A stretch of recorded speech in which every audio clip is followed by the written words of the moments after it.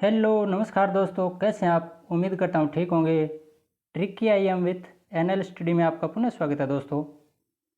दोस्तों शिक्षा शास्त्रीय मुद्दे भाग 2 में 2 टॉपिक बच चुके थे।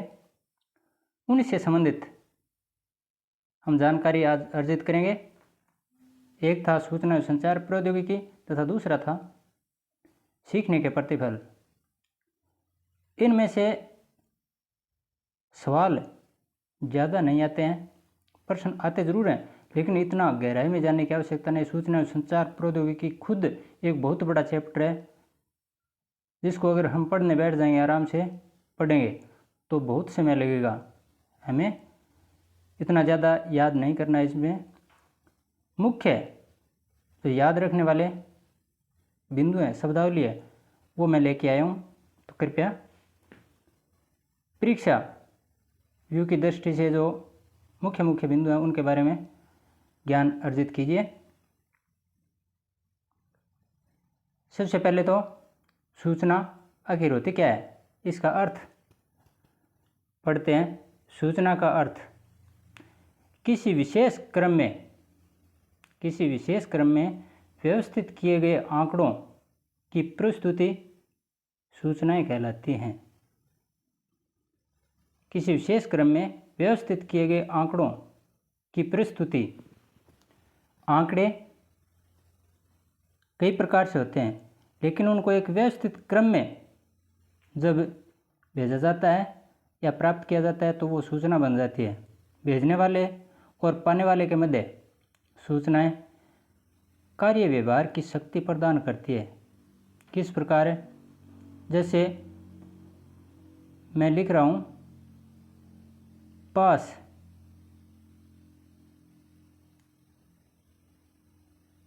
नीतू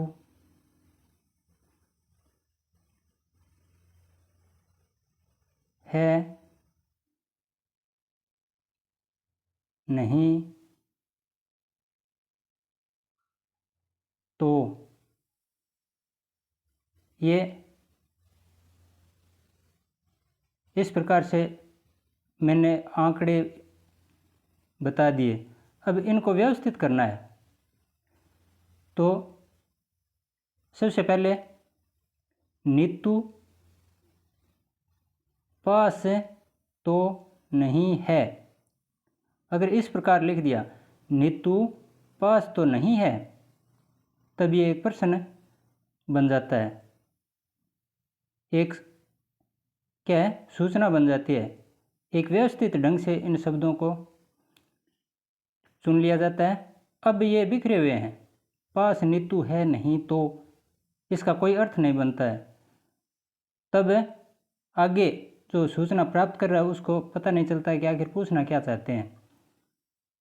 भेजने वाला अगर इनको व्यवस्थित ढंग से क्रम से लिख के फिर भेजेगा तो प्राप्त करने वाला आराम से समझ जाएगा और इसका जवाब भी देगा। तो संचार सूचना एक व्यवस्थित किए गए किसी विशेष क्रम में व्यवस्थित किए गए आंकड़ों की प्रस्तुति सूचनाएं कहलाती हैं। तो नीतू पास तो नहीं है, अगर इस प्रकार पूछ लिया तो वो समझ जाएगा कि हाँ क्या पूछना चाहते हैं। प्रश्नवाचक चिन्ह आइए यहाँ पर। सूचना प्रौद्योगिकी अर्थात सूचना तकनीकी, प्रौद्योगिकी अथवा तकनीकी एक ही बात है। आंकड़ों का एकत्रीकरण करना, संचयन करना, आंकड़ों का सूचना में परिवर्तन और सूचना को विश्व के कोने कोने में स्थित व्यक्तियों अथवा समाजों में संचारण की तकनीक ही सूचना तकनीकी कहलाती है। आंकड़ों का एकत्रीकरण करना, संचयन करना, आंकड़ों का सूचना में परिवर्तन और सूचना को विश्व के कोने कोने में स्थित व्यक्तियों अथवा समाजों में संचारण की तकनीक ही सूचना तकनीकी कहलाती है। अर्थात विश्व के चाहे किसी भी देश में हों, सूचनाएं आदान प्रदान होती रहती हैं, वो सूचना तकनीकी है, चाहे किसी भी माध्यम से। अमेरिका में बैठा हुआ व्यक्ति भारत में बैठे व्यक्ति के साथ अपनी सूचनाएं आदान प्रदान कर रहा है तो वो सूचना तकनीकी का ही कमाल है। संचार, संप्रेषण या कम्युनिकेशन, इनका मतलब क्या होता है, ये इसमें पूछते हैं बहुत बार। लैटिन शब्द कम्युनिकेयर से उत्पत्ति हुई है, कम्युनिकेशन की। दो या दो से अधिक, यह है दो या दो से अधिक लोगों के बीच लिखित, मौखिक या सांकेतिक रूपों में सूचनाओं का आदान प्रदान क्या कहलाता है? संचार कहलाता है, संप्रेषण कहलाता है, कम्युनिकेशन कहलाता है।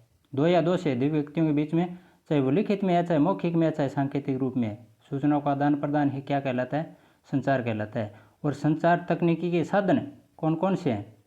किस प्रकार से सूचनाओं का आदान प्रदान होता है? रेडियो के माध्यम से। रेडियो सुनते हैं ना, एक रेडियो के द्वारा आकाशवाणी केंद्र से सूचनाएं भेज रहा है हमें और हम सुन रहे हैं, तो ये भी आदान प्रदान हो रहा है रेडियो के द्वारा। टेप रिकॉर्डर के द्वारा, शिक्षण मशीन के द्वारा। शिक्षण मशीन, ये एक बार प्रश्न पूछा गया था दोस्तों, इसका सर्वप्रथम प्रयोग B.F. स्किनर ने किया था। इसमें त्रुटि सुधार होता है जिससे पुनर्बलन मिलता है विद्यार्थी को। इसका मतलब क्या है? विद्यार्थी कोई अपनी बात बोलता है, उत्तर बोलता है या कोई सवाल हल करता है, तो इस मशीन के द्वारा फिर दोबारा उसे सुनता है और जो उसने गलती की थी उस गलती का समय को पता चल जाता है, फिर वह उसमें सुधार करता है अपनी गलती में और दोबारा नए सिरे से दोबारा उसे हल करने की कोशिश करता है। इस प्रकार त्रुटि सुधार होती जाती है और बच्चे को अगर कोई गलती नहीं हुई तो उसे पुनर्बलन भी मिलता है। तो ये एक शिक्षण मशीन है, अच्छा संचार तकनीकी शिक्षा से संबंधित साधन है। टेलीविज़न हम जानते हैं, संगणक जिसे इंग्लिश में कंप्यूटर कहते हैं, इंटरनेट, उपग्रह प्रसारण, उपग्रह से प्रसारण होता है ना, वीडियो डिस्क, टेलीटेक्स्ट। टेलीटेक्स्ट का मतलब क्या होता है? DVD, वीडियो, इनके बारे में तो हम जानते हैं, क्या ज़्यादा समझने की आवश्यकता नहीं है। टेलीटेक्स्ट रेलवे, एयरलाइंस व अन्य क्षेत्रों में विद्युत उपकरणों की सहायता से पूछताछ हेतु टेलीटेक्स्ट के माध्यम से क्या करते हैं? ऑनलाइन जिस प्रकार हम पूछते हैं उसी प्रकार से रेलवे स्टेशन पर ट्रेन कहाँ से आ रही है, एयरलाइंस में या भीड़ भाड़ वाले इलाकों में, ये जानकारी अर्जित करते हैं। क्या आखिर वहाँ हो क्या रहा है, वायुयान है कहाँ पहुँच गई, इसके बारे में पता लगाना, ये भी टेलीटेक्स्ट से होता है। वीडियो टेक्स्ट, इसमें टेलीविज़न के माध्यम से शिक्षण प्रशिक्षण देने की पद्धति है, ये शिक्षण करवाया जाता है वीडियो के माध्यम से। संगणक से है अन्वेषण है, ये अनुदेशन, ये थोड़ा सी कर लेना। संगणक से है अनुदेशन, संगणक अर्थात कंप्यूटर से है सहयोगी अनुदेशन। कंप्यूटर सहयोगी अनुदेशन किस प्रकार से? अनुदेशन का मतलब बच्चों को सिखाना, शिक्षण करवाना। अनुदेशन से है सहयोग के रूप में संगणक कंप्यूटर से। कंप्यूटर से बच्चों को कैसे अनुदेशित किया जा सकता है? संगणक द्वारा नियंत्रित अनुदेशन के माध्यम से। अधिगमकर्ता कौन होता है? विद्यार्थी के समक्ष अधिगम परिस्थितियां पैदा करना, ये कंप्यूटर के द्वारा क्रियाविधि की जाती है। विद्यार्थी के सामने सीखने से संबंधित परिस्थितियां पैदा की जाती हैं कंप्यूटर के द्वारा और कंप्यूटर के द्वारा उसे नियंत्रित भी किया जाता है। अगर कहीं कोई गलती है तो वो कंप्यूटर ऑटोमेटिक उस गलती को बता देगा। तो ये कंप्यूटर से अनुदेशन। हम मोबाइल में भी अगर लिख रहे हैं, अगर हमारे से कुछ गलत लिखा गया तो तुरंत मोबाइल हमें बता देगा कि ये मात्रा ऐसे होगी, होता है ना। तो ये संगणक से है अनुदेशन है, इसी के अंतर्गत आता है। संगणक क्या होता है, कंप्यूटर क्या होता है, ये हिंदी में बार बार शब्द आता है संगणक। हम ज़्यादातर कंप्यूटर ही पढ़ते हैं, लेकिन इसका हिंदी अनुवाद संगणक होता है। इस शब्द की उत्पत्ति लैटिन भाषा के कंप्यू से हुई है। किससे? कंप्यू, लैटिन भाषा का शब्द है ये। और लैटिन कौन सी भाषा होती है? लैटिन बहुत प्राचीन भाषा लैटिन अमेरिका में वहाँ की भाषा और उसी से उत्पत्ति हुई मानते हैं विभिन्न भाषाओं के। तो लैटिन भाषा की से ज़्यादातर भाषाएं निकली हैं। तो उस लैटिन भाषा का शब्द है कंप्यू, और वहाँ से कंप्यूटर की उत्पत्ति हुई है शब्द की, जिसका अर्थ होता है गणना करना अथवा गिनती करना। कंप्यूटर का अर्थ क्या होता है? गणना करना अथवा गिनती करना। कंप्यूटर का है ना? नहीं, कंप्यूटर का नहीं, कंप्यू का अर्थ होता है। लेकिन इसका फिर व्यवस्थित ढंग से कंप्यूटर शब्द बनाया गया, जिसके अर्थ विशाल बनते हैं। हम आजकल सिर्फ गणना तक ही सीमित नहीं है, और भी बहुत कुछ होता है कंप्यूटर के माध्यम से। हार्डवेयर और सॉफ्टवेयर में अंतर। कंप्यूटर में अगर हम जा रहे हैं, कंप्यूटर के बारे में चर्चा कर रहे हैं, तो हार्डवेयर और सॉफ्टवेयर के बारे में हमें पता होना चाहिए। कंप्यूटर के भौतिक भाग जिन्हें हम छू सकते हैं हार्डवेयर कहलाते हैं। मान लीजिए मेरे हाथ में मोबाइल है, अगर मोबाइल मैं छोड़ दूं तो ये नीचे गिर जाएगा, टूट जाएगा। तो ये भौतिक भाग है कंप्यूटर का। जो भाग हमें दिखाई देता है, हम छू सकते हैं जिसे, वो हार्डवेयर होता है। वायुमंडल में इसका स्थान होता है। तो इस प्रकार हार्डवेयर का अस्तित्व होता है वायुमंडल में। कीबोर्ड है, मॉनिटर है, माउस है, ये कंप्यूटर के भाग होते हैं ना। जबकि कंप्यूटर में दिखाए जाने वाले प्रोग्राम या प्रोग्रामों के समूह को सॉफ्टवेयर कहते हैं। ऐप डाउनलोड करते हैं ना हम, कोई भी ऐप डाउनलोड कर लो, जैसे NL स्टडी का ऐप डाउनलोड कर रहे हैं, तो ये ऐप डाउनलोड कर लेते हैं। अगर मोबाइल गिर गया तो क्या वो ऐप गिरेगा या उस पर कोई असर पड़ेगा? या फिर ऐसे समझ लो, इस मोबाइल में से या कंप्यूटर में से कोई ऐप डाउनलोड किया हमारा, उसको निकाल कर बाहर गिराना चाहें तो क्या गिरा सकते हैं? नहीं, उसका वायुमंडल में अस्तित्व नहीं है। तो ऐसे उपकरण जो छू सकते हैं वायुमंडल में, जिनका अस्तित्व है, भौतिक भाग कंप्यूटर के हैं, वो सारे के सारे हार्डवेयर कहलाते हैं। शेष बचे हैं वो सॉफ्टवेयर कहलाते हैं। उम्मीद करता हूँ समझ गए होंगे। इनपुट और आउटपुट, इनमें भी थोड़ा अंतर समझ लेते हैं। ये वैसे बहुत लंबे चौड़े होते हैं ये टॉपिक, लेकिन इनका मतलब क्या होता है हमें ऊपरी तौर पर ध्यान रखना, क्योंकि इनसे संबंधित इतने ज़्यादा प्रश्न भी नहीं आते हैं, 1-2 प्रश्न आते हैं। तो इनपुट, इन माने अंदर, आउट मीन्स बाहर। इन अर्थात अंदर, आउट बाहर। समझ गए होंगे। कंप्यूटर से प्रश्न पूछने के लिए हम जिन उपकरणों का उपयोग करते हैं, यानी कंप्यूटर से हम कोई सूचना प्राप्त करना चाहते हैं, कोई पूछना चाहते हैं कि भारत की राजधानी कहाँ है, अगर ये कंप्यूटर से पूछना चाहते हैं, मोबाइल से पूछना चाहते हैं, तो हम चाहे वॉइस के माध्यम से या कीबोर्ड के माध्यम से उसमें दर्ज करेंगे कि भारत की राजधानी कहाँ है, ये लिखेंगे, तब कंप्यूटर हमें इसका जवाब देगा। तो हमने कंप्यूटर में इन किया, यानी कंप्यूटर के अंदर सूचना भेजी कि भारत की राजधानी कहाँ है, भारत की राजधानी कहाँ है, ये कंप्यूटर के अंदर हमने लिख दिया। तब कंप्यूटर उसे पढ़ेगा और पढ़ने के बाद उत्तर देगा। तो उत्तर देगा वो मॉनिटर में दिखाई देगा, जो कंप्यूटर ने उत्तर दिया है वो हमें दिखाई देगा, चाहे किसी भी रूप में दिखाई दे। तो वो जो हमें उत्तर मिला है वो तो आउटपुट, कंप्यूटर ने बाहर निकाला उत्तर को और ग्रहण किया किसको? प्रश्न को। तो कंप्यूटर से जब हम प्रश्न पूछते हैं तो वो कंप्यूटर ग्रहण करता है प्रश्न, उसे कहते हैं इनपुट। और जब उस प्रश्न को पढ़कर कंप्यूटर वापस उसका जवाब देता है, वो होता है आउटपुट। उम्मीद करता हूँ इससे आप अच्छी तरह से समझ गए होंगे। ये कंप्यूटर से प्रश्न पूछने के लिए हम जिन उपकरणों का प्रयोग करते हैं वे इनपुट उपकरण कहलाते हैं, जैसे कि माउस, जबकि कंप्यूटर द्वारा बदले में जिसके माध्यम से उत्तर प्रदर्शित किया जाता है वे आउटपुट उपकरण कहलाते हैं। कंप्यूटर के द्वारा जो बाहर सूचनाएं दी जाती हैं वे आउटपुट है, और किन के द्वारा? आउटपुट उपकरणों के द्वारा हमें दिखाते हैं।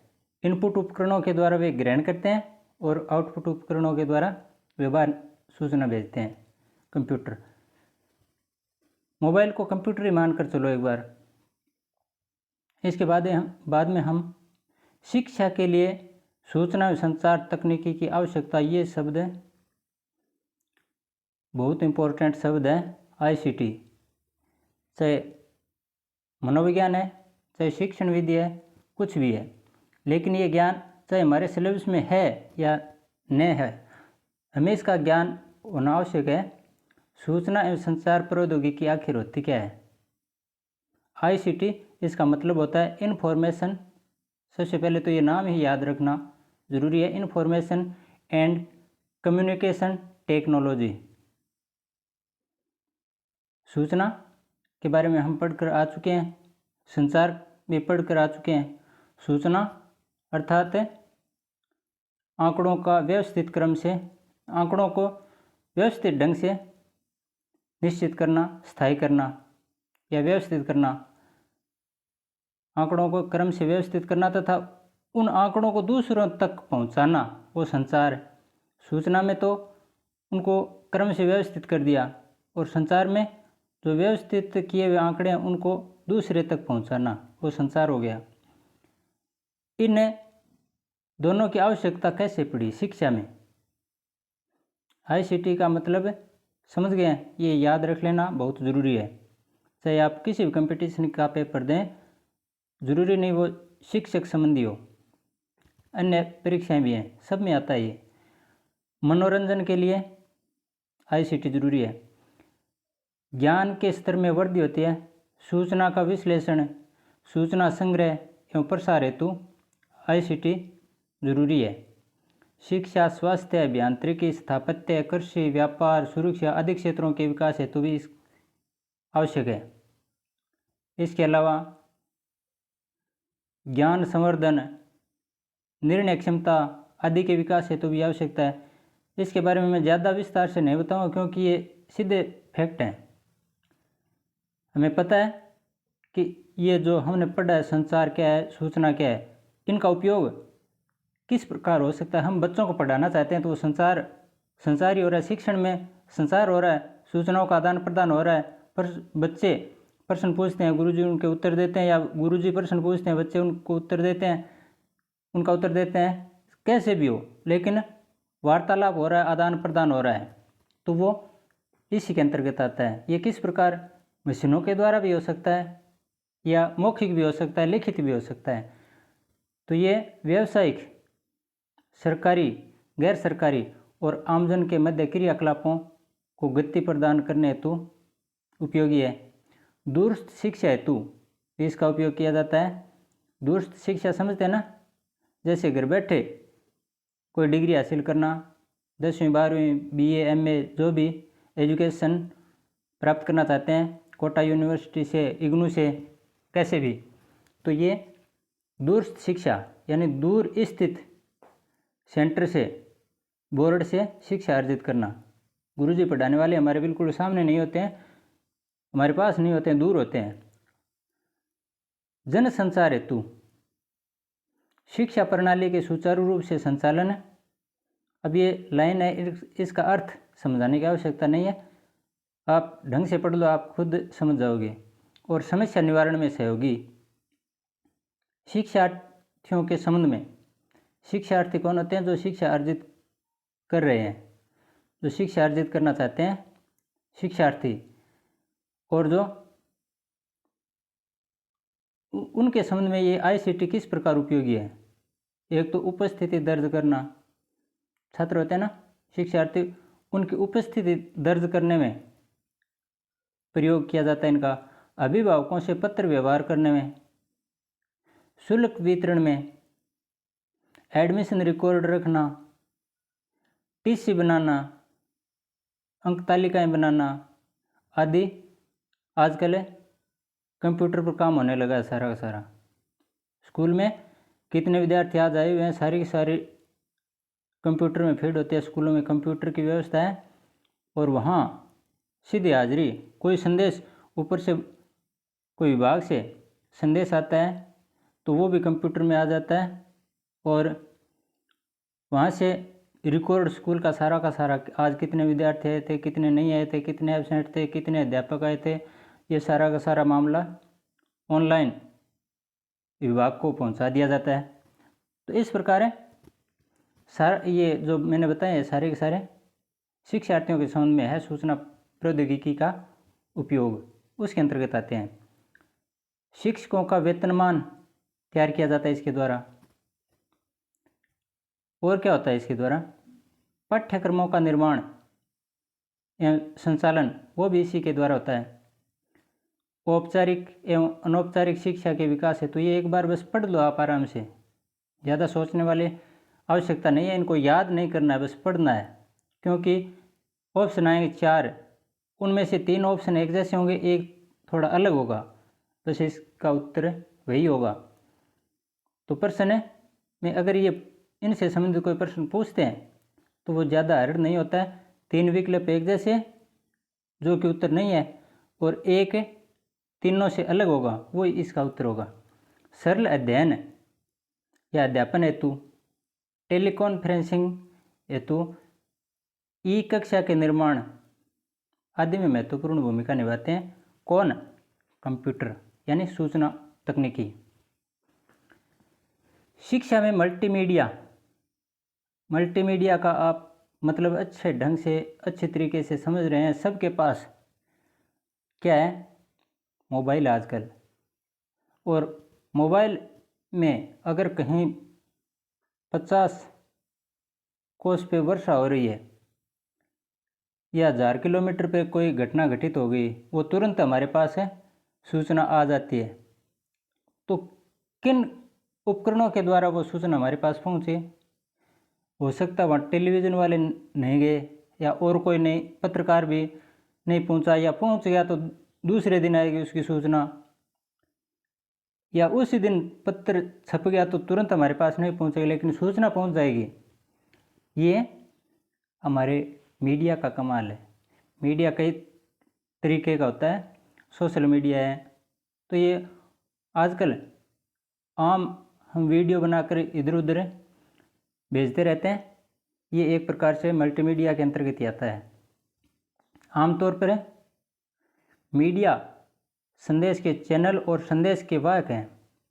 क्या हैं? संदेश भेजने वाले ये मीडिया वाले ही हैं। शिक्षा के निर्दिष्ट उद्देश्य की प्राप्ति के लिए ऑडियो बनाना, विजुअल, ऑडियो विजुअल, यानी एक तो सीधा रिकॉर्ड एक साथ में दिखाई भी देता है, एक तो सीधा बोलकर बताना बच्चे को, एक बोलकर बताना और साथ में आवाज़ के साथ यानी दृश्य श्रव्य दोनों। ऑडियो तो सिर्फ होता है श्रव्य, विजुअल दृश्य श्रव्य दोनों। विजुअल होता है दृश्य और ऑडियो विजुअल ये दृश्य श्रव्य दोनों। इस प्रकार है, दोबारा देखिए, श्रव्य दृश्य और श्रव्य दृश्य इस प्रकार की सामग्री सहायक होती है, जिनका तस्वीरें, ग्राफ, एनिमेशन, ध्वनि, वीडियो क्लिप आदि मल्टीमीडिया पैकेज में इस्तेमाल किया जाता है। इंटरनेट के माध्यम से दुनिया के किसी भी संगणक को संगणक, ये तो कहते हैं हिंदी अंग्रेजी के शब्द हैं, या उसकी साइट से, या तो कंप्यूटर से या उसकी साइट से जुड़कर संपूर्ण विश्व की शिक्षा, चिकित्सा, खेल, राजनीति, संगीत, शेयर व्यापार, कैरियर के बारे में जानकारी अर्जित की जा सकती है। इंटरनेट द्वारा प्रदत्त सेवाएं कौन कौन सी हैं? इंटरनेट से क्या क्या हो सकता है? ये सारे के सारे हो जाते हैं, चाहे किसी भी देश में रहें। इलेक्ट्रॉनिक मेल इंटरनेट से कौन सी सेवाएं प्रदान की जाती हैं? इलेक्ट्रॉनिक मेल, ईमेल जिसे बोलते हैं, इसका मतलब होता है संदेश भेजना। क्या आपके पास कोई संदेश आया है? वो ईमेल है। फाइल ट्रांसफ़र प्रोटोकॉल जिसे एफटीपी बोलते हैं, इसका मतलब फाइल भेजना। जब एक भी मोबाइल से दूसरे मोबाइल में फाइल भेजते हैं तो वो तो हो गया एफटीपी, और जब कोई ईमेल भेजते हैं तो वो इलेक्ट्रॉनिक मेल हो गया, संदेश भेजते हैं। टेलनेट, ये शब्द इनका मतलब क्या है ये थोड़ा थोड़ा समझ लो। अपने कंप्यूटर से विश्व में किसी दूसरे कंप्यूटर पर काम करना, ये क्या कहलाता है? टेलनेट। और इस टेलनेट का दोस्तों बहुत खतरनाक रूप आ चुका है आजकल है। कंप्यूटर पर कहीं अमेरिका में, पाकिस्तान में, भारत में, रूस में कहीं बैठा कोई व्यक्ति, और हमारे पास है फ़ोन आता है, ओटीपी पूछते हैं, ज़्यादातर नहीं बताते हैं, अनजान नंबरों से फ़ोन आता है, आधार कार्ड के नंबर पूछ लेते हैं, ओटीपी पूछते हैं, तो कई होते हैं वो बता देते हैं या उनकी बातों में आ जाते हैं। तो वो चाहे रूस में बैठा है चाहे अमेरिका में बैठा है, वहाँ बैठे बैठे अपने कंप्यूटर से हमारे देश में यानी भारत में हमारा जो किसी बैंक में खाता है उस खाते में से सारी की सारी रकम निकाल लेता है। ये एक प्रकार से टेलनेट का उदाहरण है। क्यों? क्योंकि वो अपने कंप्यूटर से दूसरे कंप्यूटर पर काम करना शुरू कर देता है और वो कंप्यूटर के द्वारा कुछ भी कर सकता है। तो ये खतरनाक रूप भी है, बढ़िया भी है, और साथ में खतरा भी है इससे। वर्ल्ड वाइड वेब, WWW, इसकी फुल फॉर्म पूछी जाती है कई बार, और आगे भी पूछ सकते हैं। इसका वर्ल्ड वाइड वेब होता है पूरा नाम। एक वेबसाइट है ये जिससे उपभोक्ता को अनेक सुविधाएं प्राप्त होती हैं। इस वेबसाइट से कई सुविधाएं प्राप्त होती हैं उपभोक्ता को। ई कॉमर्स, कॉमर्स का मतलब है व्यापार, लेन देन। तो ऑनलाइन ई कॉमर्स का मतलब हो गया ई लगते ही ऑनलाइन। ऑनलाइन अगर कोई खरीद फरोख्त होती है तो वो ई कॉमर्स में आता है। ग्वार के भाव चढ़े थे पीछे एक बार 2012 में, तब डिब्बा सिस्टम आया था ना कि डिब्बे का भाव आज ये है, आज डिब्बे का भाव ये है। ग्वार किसी घर में पड़ा है लेकिन उस ग्वार को 10 खरीदारों ने खरीद लिया, आगे बेच दिया, फिर आगे और खरीद लिया, बेच दिया। इस प्रकार 10-15 व्यापारियों के पास वो ग्वार चला गया और आगे से आगे भाव बढ़ते गए। घरवाले के पास वो पड़ा है लेकिन उसके मालिक कोई और हैं। 1 घंटे पहले कोई और था, 1 घंटे बाद वो कोई और मालिक आ गया। इस प्रकार ये ऑनलाइन खरीद फरोख्त ई कॉमर्स के अंतर्गत आती है। ऑनलाइन सेवाएं, ई मित्र ऑनलाइन सेवाएं तो है, हम जहाँ फार्म भरवाते हैं तो ईमेल, ई कॉमर्स, ई मित्र, ये ऑनलाइन सेवाएं हैं। चैट, व्हाट्सएप पर हम दूसरे को संदेश भेजते हैं या वार्तालाप करते हैं व्हाट्सएप के माध्यम से, लिख कर वार्तालाप करते हैं, बातचीत करते हैं, तो वो चैट कहलाता है। व्हाट्सएप के माध्यम से कीबोर्ड का प्रयोग करते हुए बातचीत करना। एक तो होता है वॉइस, लेकिन ये वॉइस नहीं है, ये लिख कर बातचीत की जाती है। ई बैंकिंग, ऑनलाइन मनी ट्रांसफ़र। ई बैंकिंग का मतलब होता है मनी ट्रांसफ़र, धन बैंक से रुपये निकलवाना, या बैंक जाने मत जाओ, चाहे मोबाइल से एक दूसरे के पास रुपयों का आदान प्रदान करते हैं हम मोबाइल की सहायता से, तो वो एक प्रकार से ई बैंकिंग है। और हमारे बुजुर्ग ई मित्र पर जाकर पैसे निकलवा कर लाते हैं ना, मासिक तनख्वाह, तो वो भी ई बैंकिंग में आता है। ई गवर्नेंस, ई गवर्नेंस अर्थात ई प्रशासन। गवर्नेंस सरकार, गवर्नेंस का मतलब होता है सरकार।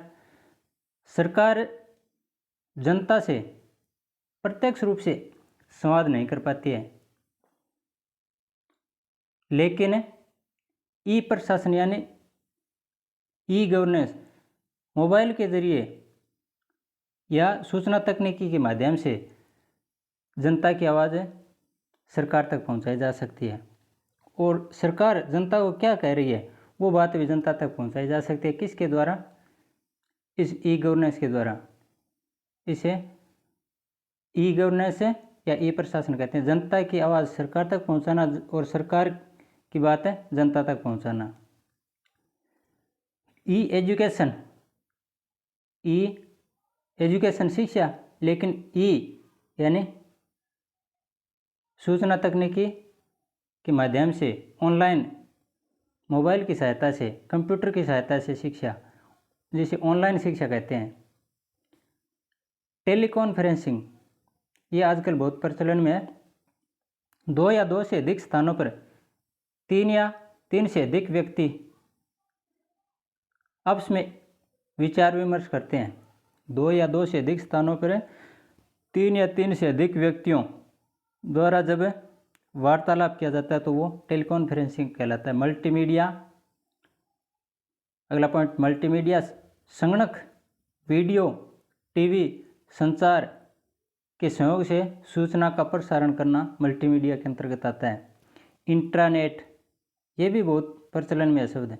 कंपनियों द्वारा अपने मुख्यालय एवं शाखाओं के बीच संचार आदि, यानी ये एक मुख्य कंपनी है, इसकी शाखाएं अलग अलग, यहाँ शाखा, यहाँ शाखा, यहाँ शाखा, इन सब शाखाओं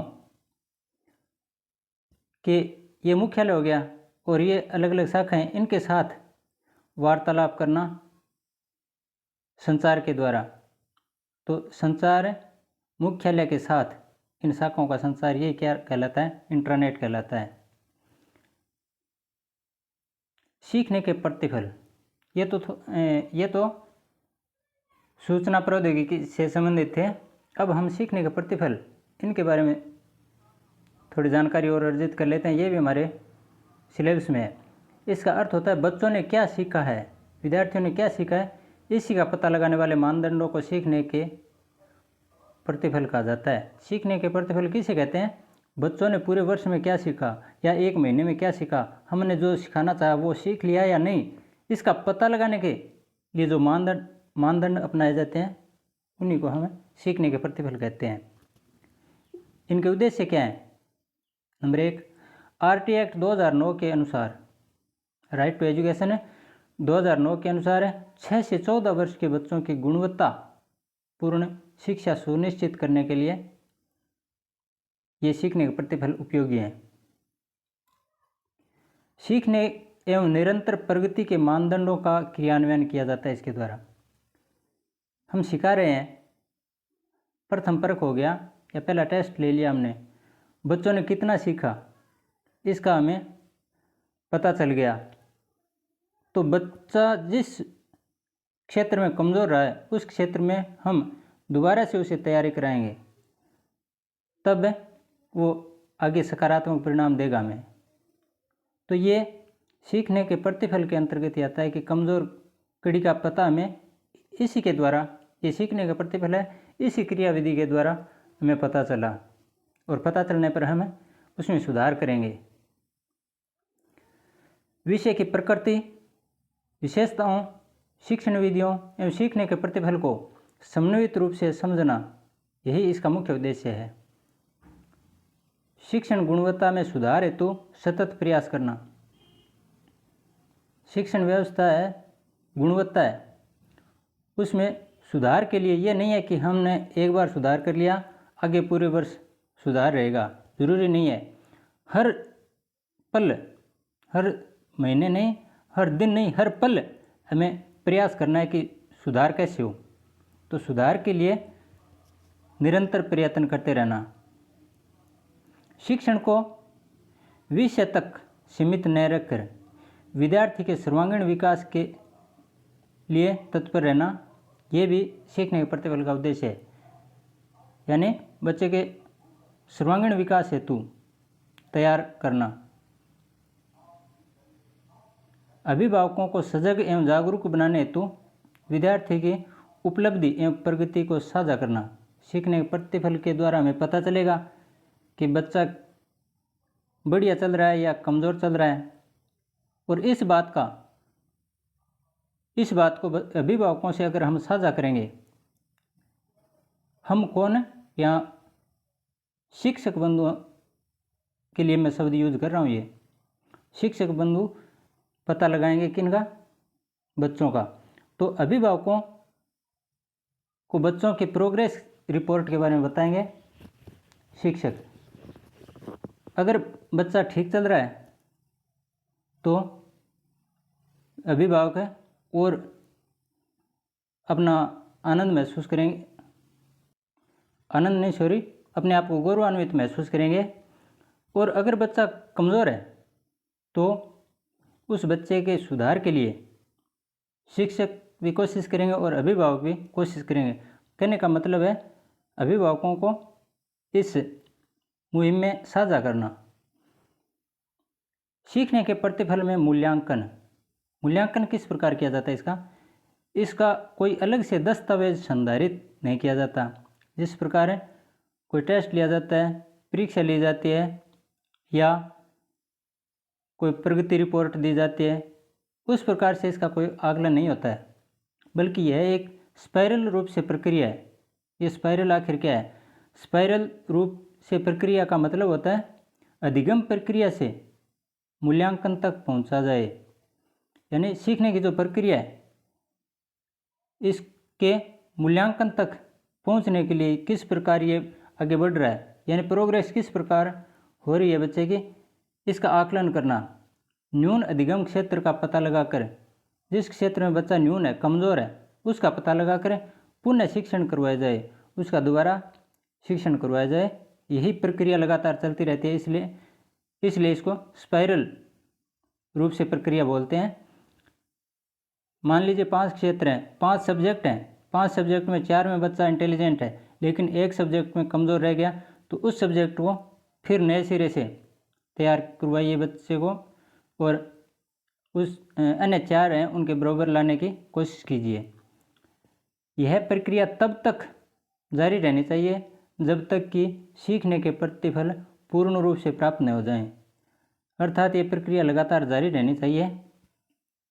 सत्र पर्यंत सतत जांचे जाने वाले आकलन सूचक सीखने के प्रतिफल के आधार के रूप में कार्य करेंगे। इसका ज़्यादा लंबा चौड़ा अर्थ हमें नहीं देखना है, हमें बस इतना याद रखना है, सीखने के प्रतिफल क्या हैं। बच्चे पर हमेशा निगाह रखो, बच्चा किस क्षेत्र में कमज़ोर है उस क्षेत्र पे कोशिश करो और बच्चे में सुधार लाने के लिए तत्पर रहो। यानी गुरुजन लोग सीखने के प्रतिफल के माध्यम से बच्चे को हमेशा आगे से आगे प्रोत्साहित करने के लिए, बच्चे का अधिगम बढ़िया करवाने के लिए लगातार प्रयत्न करते रहते हैं, सतत प्रयत्नशील रहें, यही इसका मुख्य उद्देश्य है। चाहे इसके लिए किसी भी तरीके से आकलन करें अपने अपने हिसाब से, जरूरी नहीं कोई लिखित रूप में हो, चाहे कैसे भी हो, अभिभावकों को साथ में लें, चाहे प्रधानाध्यापक जी को साथ में लें, चाहे खुद अपने स्तर पर किसी भी तरीके से हो, लेकिन बच्चे में सुधार होना चाहिए, सर्वांगीण विकास होना चाहिए। ये सीखने के प्रतिफल के अंतर्गत आता है। तो इस प्रकार दोस्तों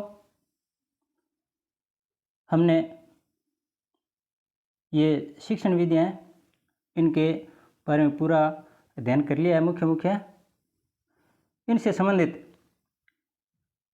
लगभग मैटर हमारा कवर हो चुका है। कोई 2-4 प्रश्न मैं फिर लेके आऊँगा। तो हमारा कोर्स भी अब इतिहास कंप्लीट, राजनीति कंप्लीट, भूगोल कंप्लीट, शिक्षण विधियाँ कंप्लीट, और हाँ, राजस्थान वाले 3 इकाइयाँ हैं, वो इकाई मैं प्रश्नों के माध्यम से करवाने की कोशिश करूँगा या शब्दावली के माध्यम से, ताकि ज़्यादा अच्छे ढंग से समझ में आ जाए, और वहाँ से प्रश्न भी ज़्यादा पुट होने के आसार रहते हैं, क्योंकि राजस्थान को वेटेज ज़्यादा दिया है। तो वीडियो आपको कैसा लगा मुझे कमेंट ज़रूर करें। धन्यवाद। जय हिंद।